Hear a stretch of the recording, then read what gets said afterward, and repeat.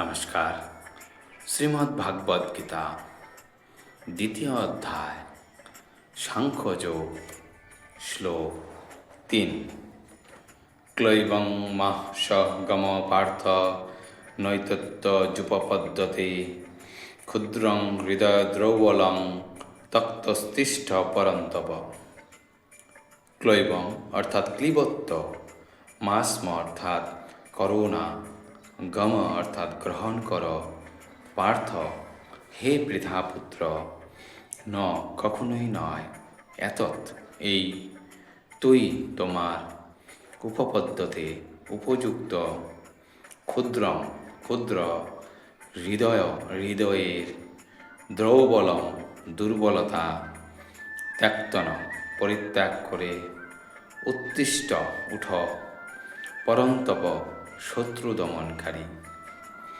অনুবাদ: হে পার্থ, এই হানিকর ক্লীবত্বের বশবর্তী হইও না।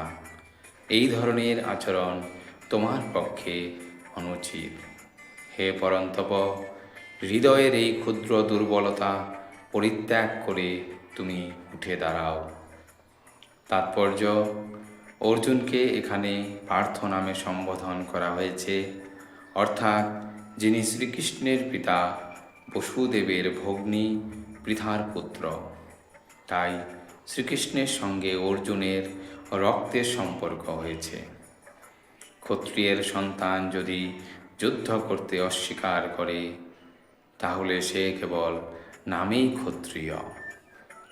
তেমনি ব্রাহ্মণের সন্তান যদি অধার্মিক হয়, তখন সে কেবল নামেই ব্রাহ্মণ।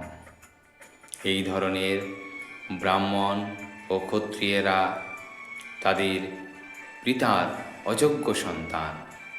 তাই শ্রীকৃষ্ণ চাননি যে অর্জুন একজন অযোগ্য ক্ষত্রিয় সন্তান হন। অর্জুন ছিলেন শ্রীকৃষ্ণের সবচেয়ে অন্তরঙ্গ বন্ধু এবং শ্রীকৃষ্ণ তার রথের সারথি হয়ে স্বয়ং তাকে পরিচালিত করছিলেন। কিন্তু এই সমস্ত সুবিধা সত্ত্বেও যদি অর্জুন যুদ্ধ না করতেন, তবে তা হতো নিতান্ত অপযশের বিষয়। তাই শ্রীকৃষ্ণ বললেন যে এই রকম আচরণ অর্জুনের পক্ষে মানানসই ছিল না। অর্জুন হয়তো পরম শ্রদ্ধেয় ভীষ্ম ও নিজের আত্মীয়দের প্রতি উদার মনোভাবের কারণে যুদ্ধক্ষেত্র পরিত্যাগ করার যুক্তি দেখিয়েছিলেন। কিন্তু শ্রীকৃষ্ণ এই ধরনের উদারতাকে হৃদয়ের দুর্বলতা বলে বিবেচনা করেছিলেন। এই ধরনের ভ্রান্ত উদারতাকে মহাজনেরা কখনোই অনুমোদন করেননি। সুতরাং শ্রীকৃষ্ণের প্রত্যক্ষ পরিচালনাধীনে অর্জুনের মতো ব্যক্তিত্বের এই ধরনের মহানুভবতা অথবা তথাকথিত অহিংসা পরিত্যাগ করা উচিত। ধন্যবাদ।